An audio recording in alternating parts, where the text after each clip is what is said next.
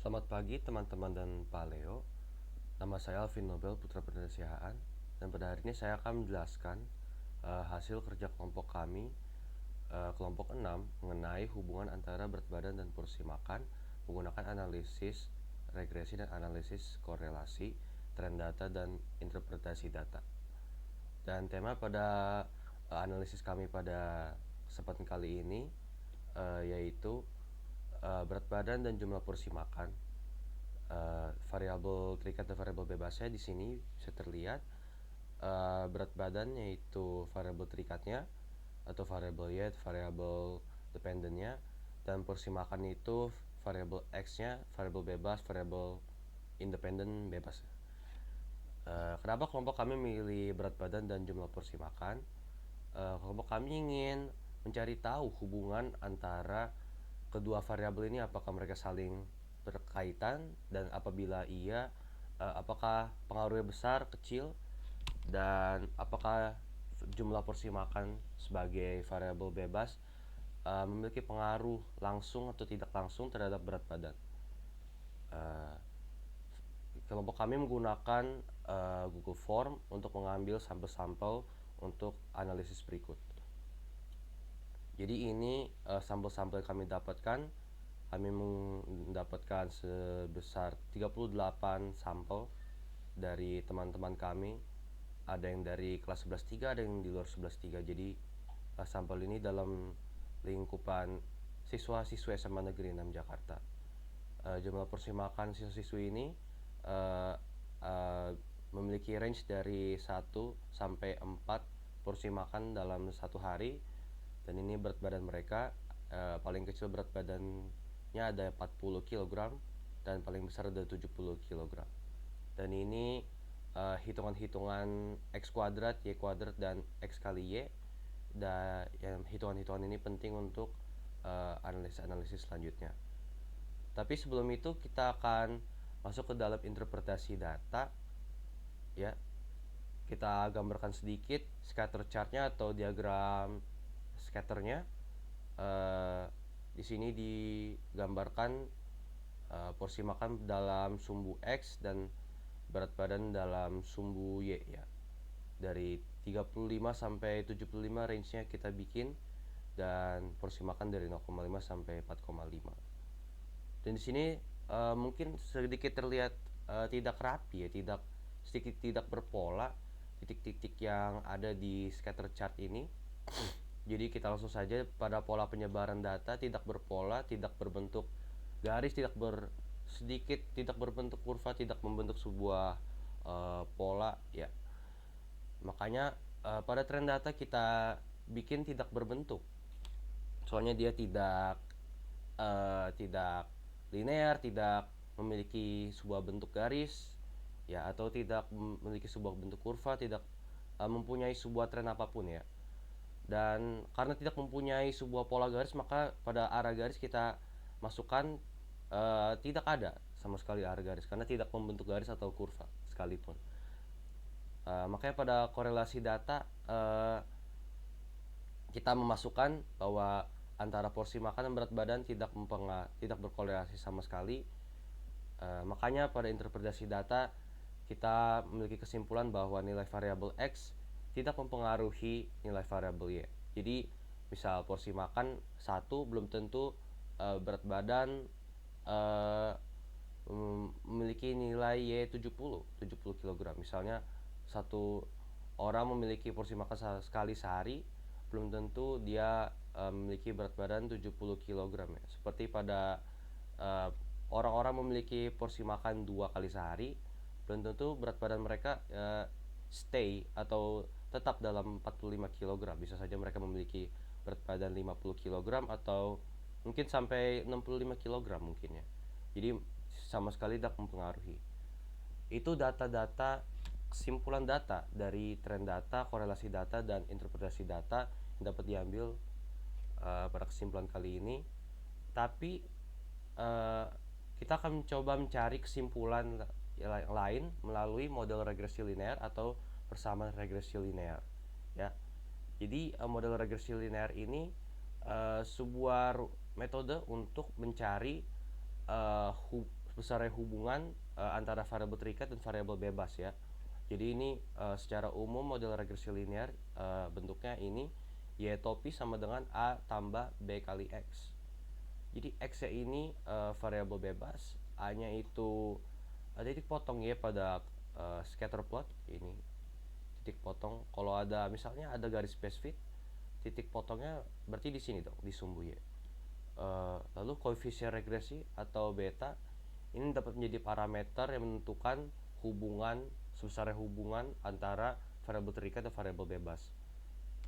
Lalu kita memiliki rumus untuk mencari nilai a dan b sendiri. Rumus mencari nilai a itu sama dengan y bar kurang b kali x bar.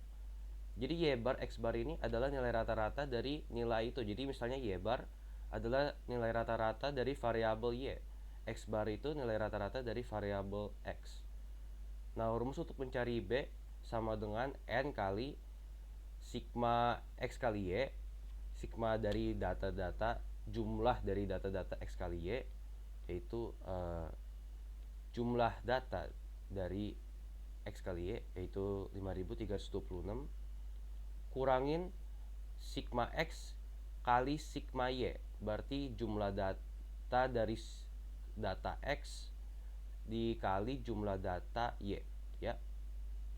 Lalu per dibagi n kali sigma x kuadrat, berarti yang ini jumlah dari data-data x kuadrat, dan dikurangin sigma x lalu dikuadratkan. Jadi sigma x kita cari 102 nanti dikuadratkan.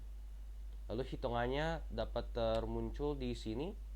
Kita pertama mencari nilai b dulu, karena untuk mencari nilai a mesti ada nilai b ya. Ini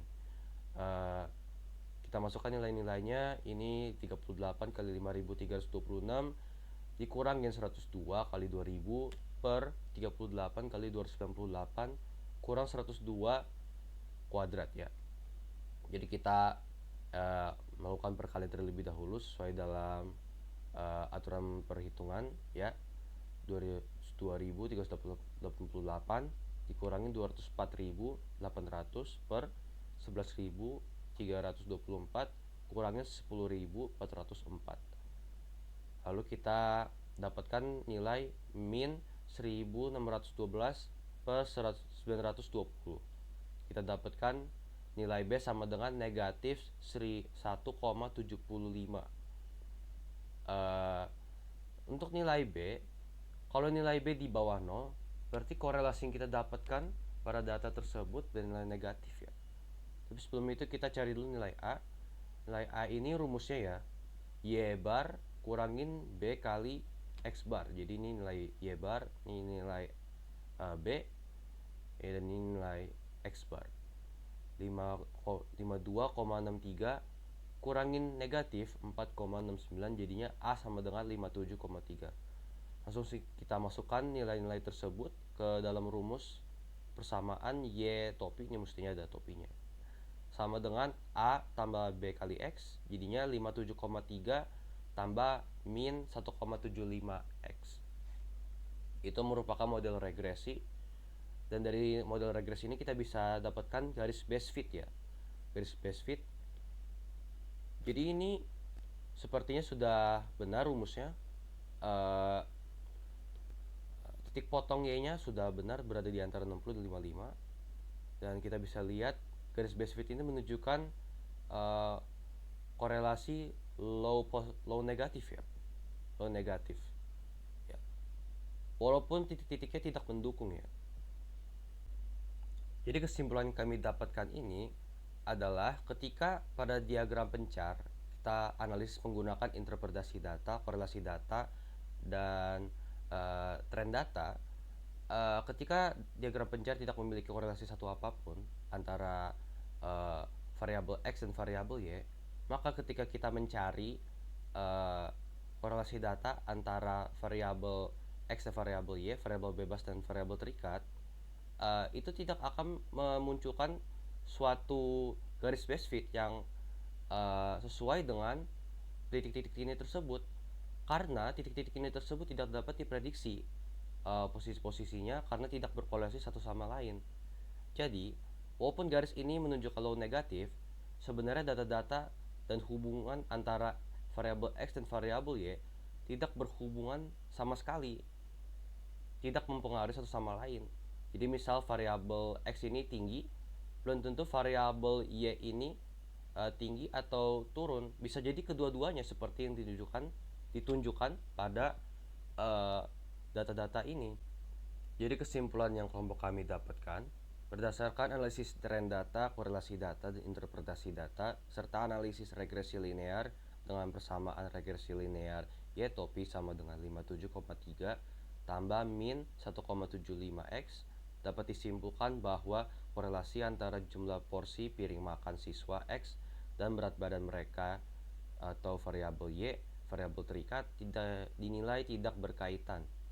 Jadi mungkin variabel terikat ini kurang kuat pengaruhnya terhadap variabel Y, berat badan mereka. Mungkin memerlukan beberapa variabel-variabel lain seperti mungkin hormon, umur, genetik, dan lain-lain sebagainya untuk mencari fluktuasi berat badan mereka, siswa-siswa SMA Negeri 6 Jakarta. Dan sekian dari presentasi saya pada kesempatan kali ini. Bila ada kesalahan mohon maaf. Terima kasih telah menonton.